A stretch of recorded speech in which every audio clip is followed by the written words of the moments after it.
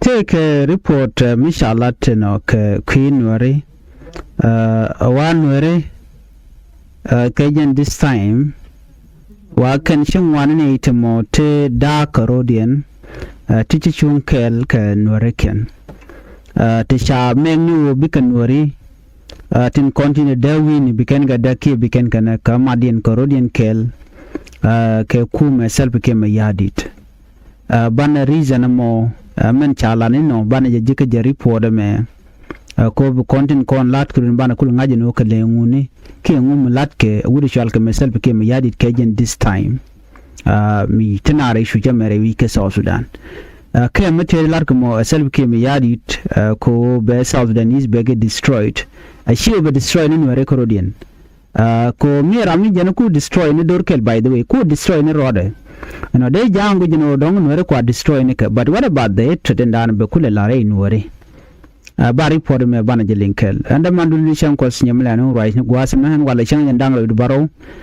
ka pay baro ron kin dang ro je dang ro bakel bana more information bana killing ka dob dan en chan wore sha ka categorize ke je gwasa me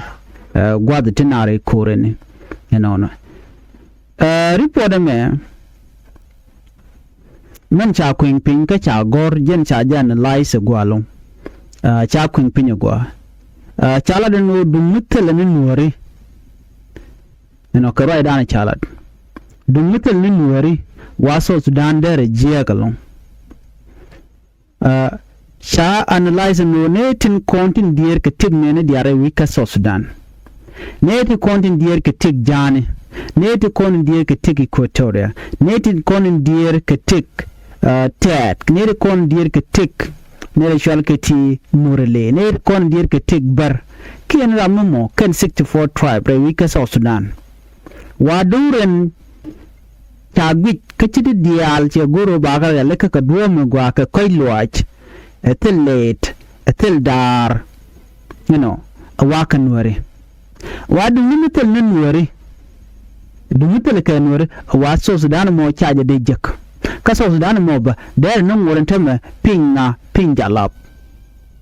temi cha kulat gwas men biya kul nang yeni de kolan wari biya ngaji no jinti ka long gwa dan titin ni jin wari cha ginin wala to mu cha dap karim nuara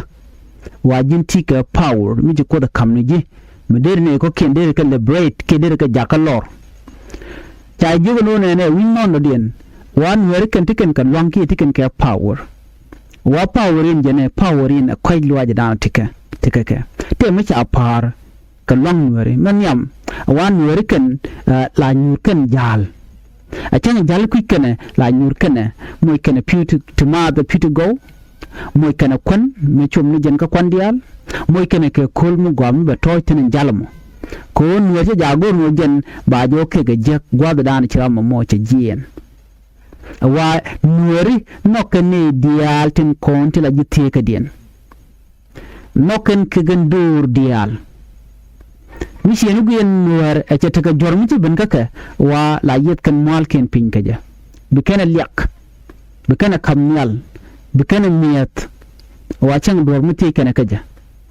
ro mi ci gwar ben jala mo jien ba jugo no bi jal kamal ler shi moro mal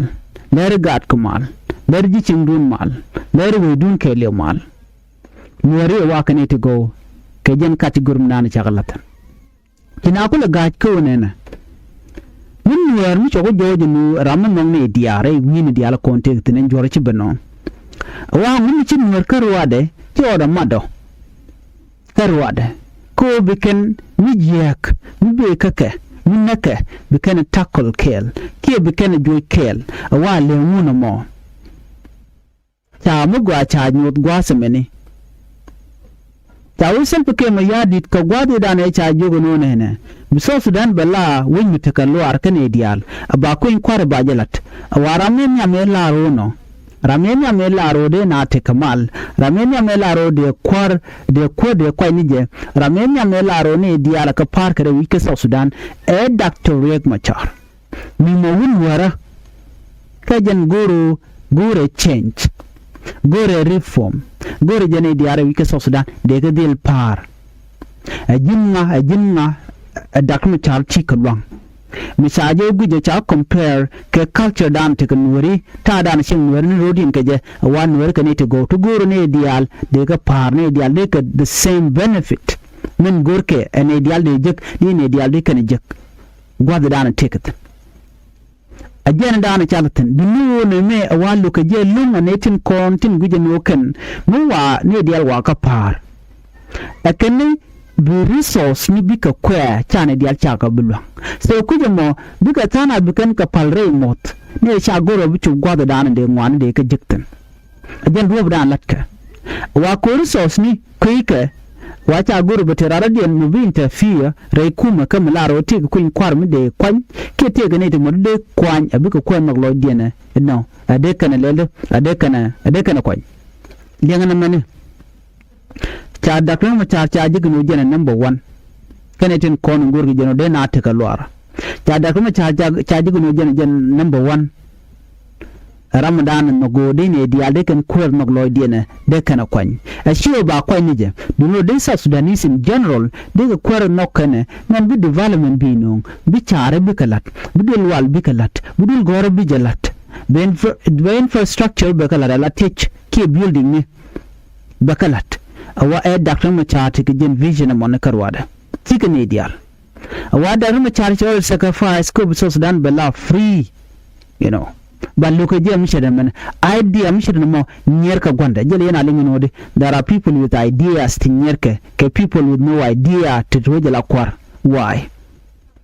wang wan shewa gwach dino wa Dr. Machar men tera wa chongolong na pay na brero mela gurken o binedin konter wa ke bika kwar no loidi na bika na kwanya laken daru charbe chede na pat kem yadi be chede na pat dondo pan rada dien macha ngach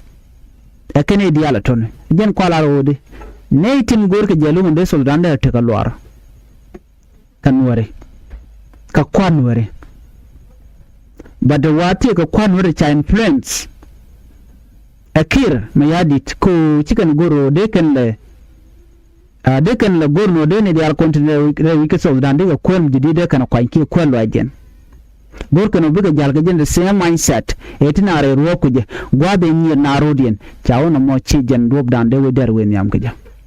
which wa ba ro jen etin kondila civilian sha buru wa jen etin kon tiladinya tiga selbi kem yadi de dik en mindset dan te ge moro ali wike je e mindset de ngayena de ndika ga cingda ko kende goal to take so kuje mo awa wu charge buru militarily ba je ro ko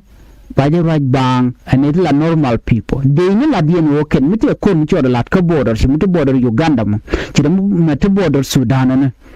mite mi je mi shiga da ga jen go mite mi je mi to jen go dan de ga nan tin ko bi ka mal bu kana no wana mo ne alo de ka ter ni we da cha mach ko de ka teru a chonga kel ke kin yadit benetin ko non cha kin yadit jogu no jin ba ko kwar ba jalat e baka nak wachi jen la dan de la de dich shirmala lat ke dinin ko ya tin ta ko self kin yadit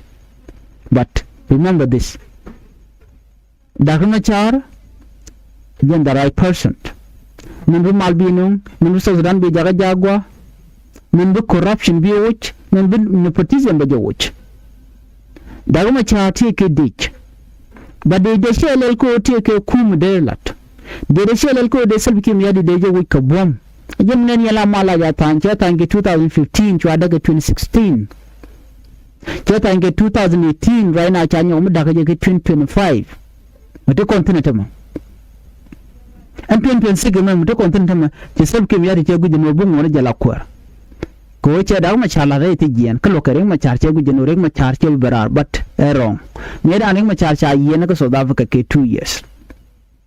kacho tabanda ngacho kwa la vice president ka gwada ma chala first vice president what happened next after 2 years then the same person cha nyo no ma da ma char chen me kan guje no tulkene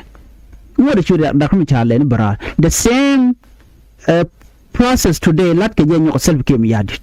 ke yare wiki juba ta nan ka trial gwan no ko jetin ke kure da ni ci to ka nasir mai ka je ga no ka di alti ka debuto dino kam jenena mitele nuer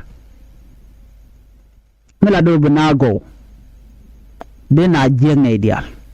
e cengni ta bande ngaibu mentere kuma kanta musabike mi yadi te gudi be ti rude ti chebe ti chebe ki kwiden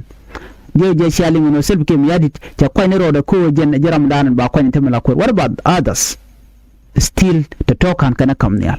kangai ko na gwan wodi queen kware jen be so dan bi rele kay go but queen kwar chalar ga lor bang la te ngante ba gor te ga dupti chare la te ba gor ngai kon diale ala security arrangement ki dente konte de nge